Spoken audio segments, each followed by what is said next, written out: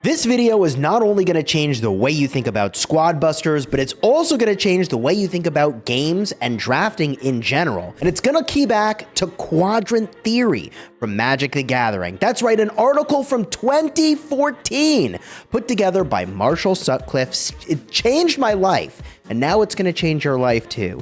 The way the quadrant theory works is that in a drafting game, the things that you are drafting are either good when you're developing, good when you are winning, good when you're losing, or good when you're kind of even with your enemies. And you can categorize the things you might draft into those different groupings. And once you realize certain things are better to draft for development, better to draft for when you're winning, etc., you actually make much better drafting choices as you go. Hopefully. That's the theory anyways. Now, I have used this extensively in gaming, not just in Magic the Gathering when I used to play that long ago, but this applies to squad busters. And so in this video, I'm going to pull up Tier Maker and we're going to pick each of the different units you can draft, and I'll talk about where they are the very best. Whether you are in that developing stage in squad busters, when the game has just started, you're building up your squad. You're in that stage where everybody's kind of close to tied up. It's kind of even. You need a way to get ahead. We'll talk about where things are good there. We'll talk about things that are really amazing when you're winning. We'll talk about things that are really amazing when you're losing. Okay. And we'll put things into each category. And I've got a special category here for like always amazing, which technically that's not a quadrant. There's no quadrant theory for this. I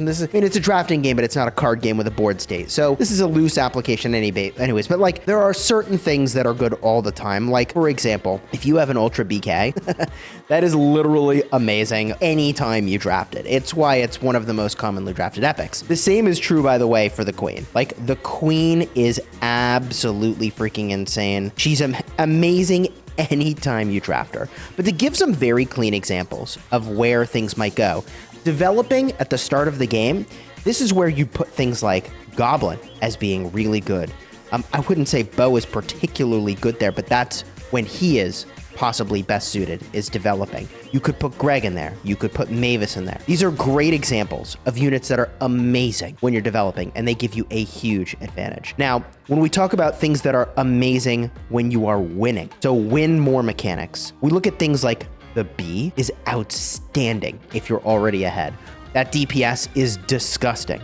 We could take something like, for example, a Dynamite, actually really good when you're already winning. It's a win more. El Primo is another great example. When you bust squads with El Primo, he'll do that flying elbow leap. And at the Ultra tier, I think is when he starts to heal himself too. Yeah, that's a win more mechanic. And it's really powerful. It's really good when it's good. That is a great unit that represents that aspect or stage of the game and where it really shines. Now, there are units that are very good. For example, when you're losing. An example of a unit that will be really good there would be a Penny. It doesn't actually require you to fight with an enemy to gain leaderboard. So Penny can be a great way to crawl your way back into a relevant rank without having to fight anybody. Also, I think a Bandit will fulfill that role, where if you're losing and you can't actually fight other players, you have alternate ways to get meaningful amounts of value, even just as a burst at the end, because it's giving you gems the moment it lands in game. And it's funny because when I was putting this together, I was like, gosh, is there anything I would say is good when you're losing? But yeah, no, those are units that, like, if you draft them when you're losing, like, yeah, actually it can make a difference. Another unit that I think is terrible, it's Dr. T. He works as a win more as well, right? At the very end, you grab a crab. Hey, hopefully it does something relevant for you. Oh, and while we're here, gosh, developing. Theoretically, the Royale King should be good in that developing stage, but I find that like, is it good ever? I don't know about that. Now, if the board is even and you need a way to differentiate, what is a unit that can take a even situation and make it uneven in your favor? And I think a few examples here that might be good. And look, I'm doing my best I can to apply this while recovering from being very sick. So maybe my brain's a little foggy here, but I would put the Trader in that category of like, okay, you're just out of the developing phase. You start building your Trader, and that can really propel you ahead of everybody else. You could argue it's pretty good in the development phase as well, and maybe. I would put, for example, Barb and Colt and also Shelly as best in the developing phase. Now, that might sound weird, but these are really great early game picks. But once you have options of getting rares and epics, like, yeah, they're like great in a lot of situations. Don't get me wrong. But probably the best time to draft those, it's really the start of the game and you fuse them. later on you want to be doing other things. An example of a good unit when things are even would be the chicken. Hey, if you have speed and your enemy doesn't, you can do some really crazy stuff. And as we look through here, always amazing. We do need to put the tank up there, the hog. These are just disgusting in pretty much any stage of the game. I would say Jessie ends up being best in developing, but she's kind of amazing all the time. Like, actually just outstanding. I would say a medic is amazing when you are even. I would say a Pam is amazing when you are even. Why is that? So if you are even, then keeping yourself healthy is a big deal. It can be the difference maker, especially a Pam. Like, you can bait somebody into fighting you onto your heal station. It's GG. You're going to win that fight. Other units that are good when you are even, I would say Wizard is a good one. I would interestingly say that like an Ice Wizard is better when you are winning. And the reason is that you're going to slow somebody, and that's not going to stop a superior opponent from defeating you, but it is going to make it so that if you're going to beat them, you're going to now destroy them.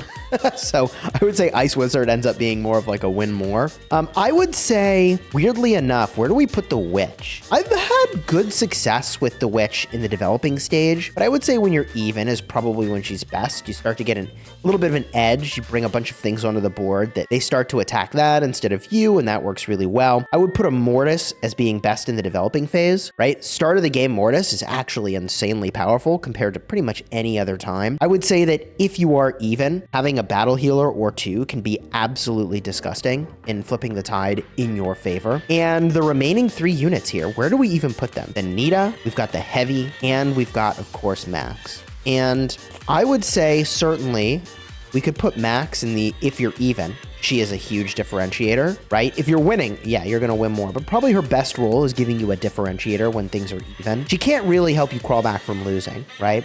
And she's okay in developing, but is prone to getting popped because if you don't have a way to heal, you're cooked. I would say that the Heavy is probably best when you are developing. Late game, it's like really not at all what you want to see. So if you're winning or losing or even, like, not really going to be the difference maker. And the Nita, you know, weirdly enough, I would say is probably best when you are developing. And the reason I say that is that Nita is, I'm finding, working pretty good as a one-of unit. I think that you are very vulnerable to getting popped if you leave your sort of backside exposed, but that might be her best stage is like, hey, I got offered a Nita. Okay, draft it. I think it was the 3rd most commonly picked rare, if I'm remembering correctly, from my video about what the people in the top 100 were picking. I think it would be Jessie now, that is in the game, but you know, I think Nita works well there. So overall, I think it's pretty helpful to understand when these units are working at their very, very best. And of course, I've got these ones that are just always amazing. Like tank is good. No matter when you get it, it is good.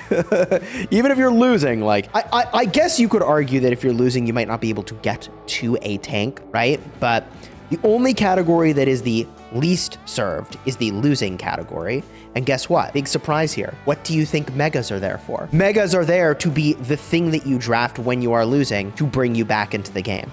So yes, there's not a lot of things that go into the losing category because there aren't many ways to come back if you get absolutely raffle stomped. It is what it is. The only way to really get back is with a mega, and maybe if you get your mega and a penny and a couple bandits, you can play the outside, play really smart.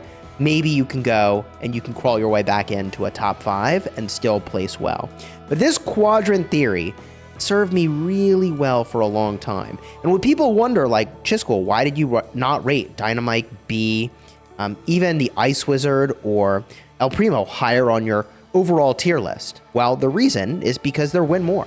And win more is a mechanic that, like, yes, of course there's value to winning more in your game. But I worry more about other situations. I worry more about when it's even. How do I differentiate myself? I worry more about when I'm losing. And I'm certainly more worried about getting the development stage right. From there, it's all about execution. And hopefully you just draft an Ultra BK at the end and just beat everybody because you can roll your face on the keyboard sometimes and still collect wins with the Ultra BK. Definitely drop a comment down below if you're familiar with Marshall Sutcliffe's article that he wrote in 2014 about Quadrant Theory. I'll have a link down to that article as well if you want to go check that out. And if you're looking for other videos, okay, 2 videos come to mind that'll really help you out. One is my tier list. I'll put that on screen in just a second. The other video that I think will be really helpful to see is what the top 100 players are picking the most. Someone went in and compiled all of that data on Reddit. Do you want to know what the most drafted commons, epics, and rares are? Check the card in the end screen. Pretty powerful stuff.